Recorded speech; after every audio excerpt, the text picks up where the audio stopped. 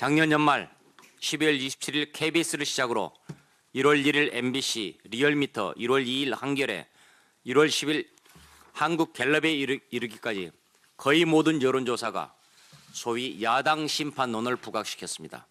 선관위에게 요구합니다. 선관위가 정권의 하수인이 아니라는 것을 KBS 고발 등으로 입증하십시오. MBC도 다른 여론조사에 대해서도 치밀하게 검증해서 KBS처럼 비열한 의도성이 있다고 판단되면 곧바로 선거법 위반으로 고발하십시오. 아는 사람까지 합치면 150명이 넘을 것으로 추산됩니다. 중앙선관위 여론조사심의위원회가 KBS에 대해 선거법 준수 촉구 조치를 내렸습니다. 여론조사심의위는 KBS 여론조사에 대해 선거법 108조 여론조사는 객관적이고 공정하게 이루어져야 한다는 조항을 위반했다고 지적했습니다.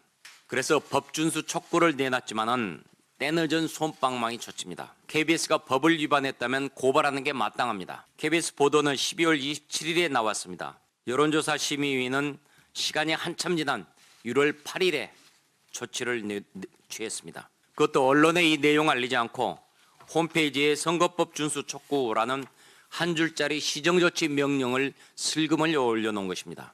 정권에 장악된 방송 봐주기 아니고 무엇이겠습니까?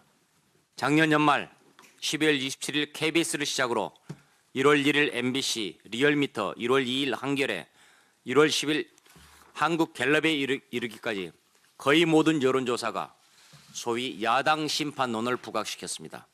거기에 청와대 고민정 대변인은 야당 심판을 선동하기까지 했습니다. 선관위에게 요구합니다. 선관위가 정권의 하수인이 아니라는 것을 KBS 고발 등으로 입증하십시오.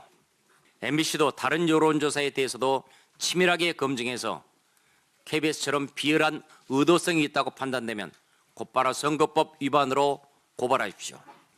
민주당 이해찬 대표의 신년 기자간담회는 대통령 신년 기자회견의 복사판이었습니다. 적반하장식 태도와 현실 외면으로 일관한 그나물의 그 밥 같은 간담회였습니다. 이해찬 대표는 검찰 대학살 인사에 대한 검사들의 연이은 비판을 상식 이하라고 했습니다. 상식 이하는 인사를 한 권력이고 그 부당성을 지적하는 검사들을 비난한 것, 그것이 바로 상식 이하입니다. 이 대표는 옛날에는 검사실에서 쌍욕 먹고 예사고 쌍욕하는 게 예사고 구타까지 했다라는 호랑이 담배 먹던 시절의 얘기까지 꺼내 검찰을 깎아내렸습니다. 검찰이 과거 정부 사건을 수사할 때는 입에 침이 마를 정도로 칭찬하던 이해찬 대표의 이중성이 참으로 역겹습니다.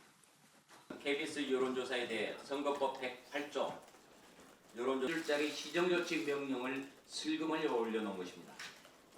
정권의 장악